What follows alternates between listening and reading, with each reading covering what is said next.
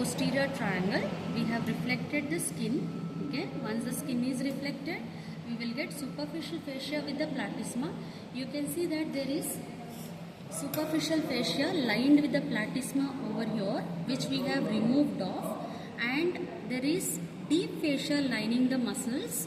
Okay, here you can see that this is the sternocleidomastoid and the trapezius muscle.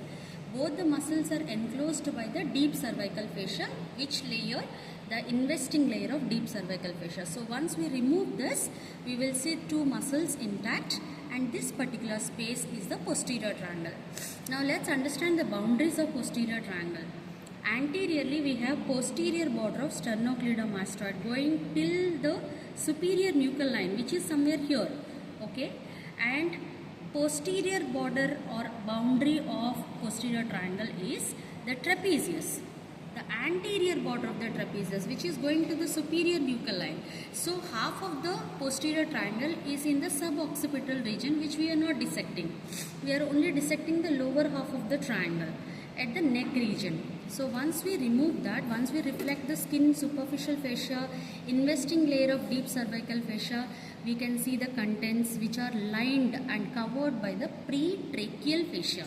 So we have removed the pretracheal fascia to over covering you can see that this is all pretracheal fascia covering the floor of the posterior triangle muscles.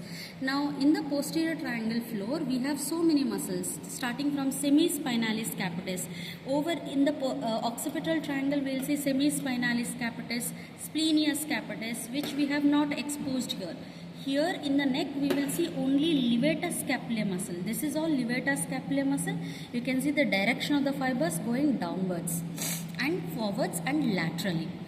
Next to the levator scapulae, you can see the next muscle, that is, this is the scalenus medius, scalenus anterior, and scalenus posterior is deep to these two.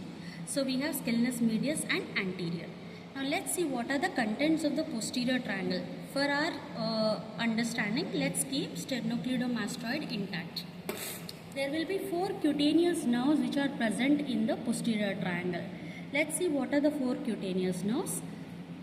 Starting from lesser occipital nerve, when we are clearing, how do we get all these structures?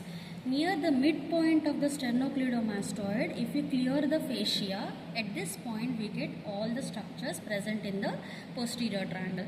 Here we will see a lot of cutaneous nerves which are present here.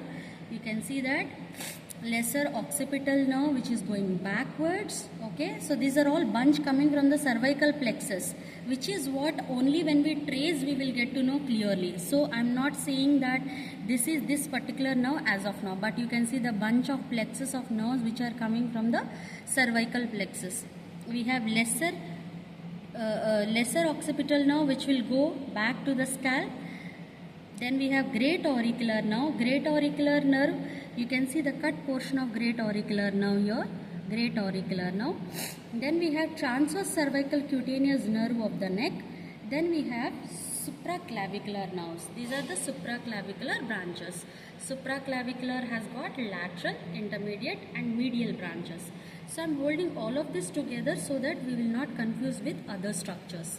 Then we can see the deeper structures. What are the deeper structures? The most important content of the posterior triangle is this spinal accessory nerve. Here you can see the spinal accessory nerve which is present. This is the spinal accessory nerve. Spinal accessory nerve which is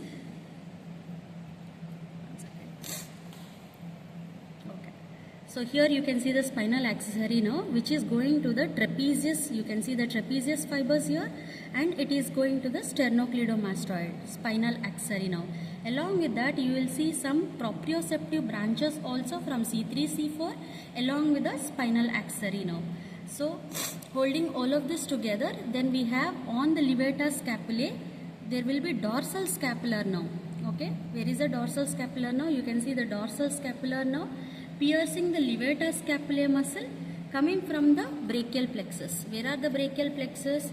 You can see that this is a subscapular fossa, this is subclavian fossa or subclavian triangle, which is the lower part of the posterior triangle content. So here you can see the trunks of the brachial plexus very clearly, and from the C5 root onwards we get dorsal scapular branch which supplies to the levator scapulae by piercing the muscle. You can see that how it is piercing here. So these are the contents of the posterior triangle. Other than this, there are some arteries, whereas occipital artery which will be in the occipital suboccipital triangle which we haven't dissected till here, and we have transverse cervical artery which is branch coming from anterior triangle arteries which we haven't cleared yet here, so we can see when we are clearing anterior triangle. Then we have subclavian artery and subclavian vein which will be at the bottom, at the root of the neck region. This we will see when we remove the rib and then enter here, we can clearly see this content. So as of now we haven't exposed subclavian artery and veins.